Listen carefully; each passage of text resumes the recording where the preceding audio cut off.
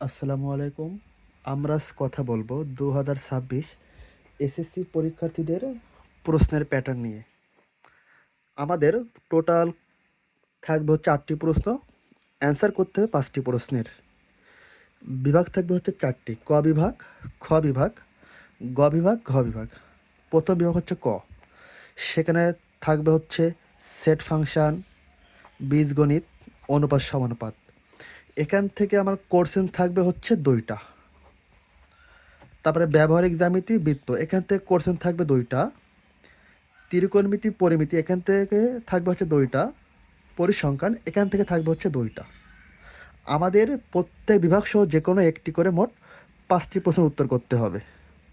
তা যেহেতু পরিসংখ্যান সহজ, এখান থেকে যে গুড বা যে খারাপ বা ভালো যে হোক না কেন, সবাই এখান থেকে 2টো কোর্সে নিজেভাবে অ্যান্সার করে, কারণ এখান থেকে 20টা মার্ক পাওয়া খুবই সহজ।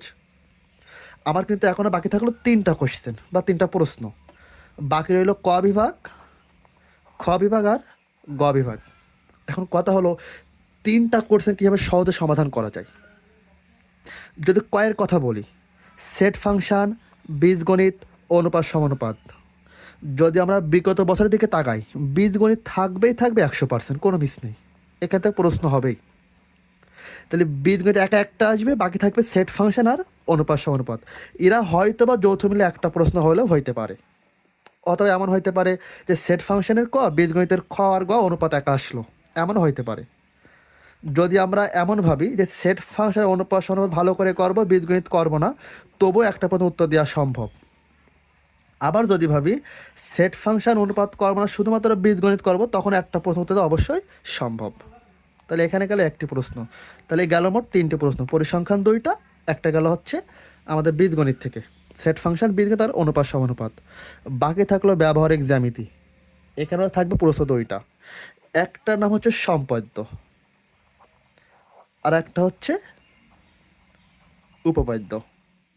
যদি আমাকে বলা হয়, আমি বলবো সম্পাদ্য করতে, কারণ এটা খুবই ইজি একটা বিষয়, এটা মুখস্থর বিষয়, এটা বোঝার বিষয়। আর সম্পাদ্যে 10-এ 10 পাওয়া খুবই সহজ, কিন্তু এখানে 10 পাওয়া অতটা সহজ না যতটা সহজ ভাবা হয়। এই জন্য ব্যবহারিক জ্যামিতি মনে হয় জ্যামিতি আছে সম্পাদ্য 7টা, বৃত্তে আছে মোট 5টা, অর্থাৎ 12টা সম্পাদ্য কমপ্লিট করলে এখান থেকে আমার 10টা মার্ক ইজিলি চলে আসে। তাহলে একটা বিষয় গেল। বাকি থাকলো ত্রিকোণমিতি আর পরিমিতি। যে টোটাল অধ্যায়ের কথা বলা হয় গণিতের 1 থেকে 17 অধ্যায় পর্যন্ত, সব থেকে কঠিন ত্রিকোণমিতি আর পরিমিতি। তাহলে তাহলে কোনটা করতে হবে? আমরা ত্রিকোণমিতি করব, যেহেতু 2টা কোয়েশ্চেন থাকবে, এখান থেকে একটা থাকবে, এখান থেকে একটা থাকবে। পরিমিতি কেন বলবো না, কারণ পরিমিতি প্রশ্ন সবাই বুঝতে পারে না, প্রশ্ন দেখার পরে ও সমাধান খুঁজে পায় না যে কীভাবে কী করতে হবে। কারণ ত্রিকোণমিতি এখান থেকে আমার 4 থেকে 5টা নিয়ম করলে এনাফ, আর করা লাগবে না। ওখান থেকে আমরা 10 না পাই 8টা শিওর পাবো, কিন্তু 10 অনেকে পায়, ম্যাক্সিমাম 10 পায়, 8-9 কেউ পায় না, বুঝতে পারলে একবার। তাহলে এই হচ্ছে প্রশ্নের প্যাটার্ন। থাকছে ক বিভাগ, খ বিভাগ, গ বিভাগ, ঘ বিভাগ। তাহলে পরিসংখ্যান 2টা, আর প্রত্যেক থেকে একটা করে করলে আমার মোট 5টা প্রশ্ন, 5-10-কে 50 শেষ। আর বাকি 50 কই? সংক্ষিপ্ত আছে আর ঠিক আছে।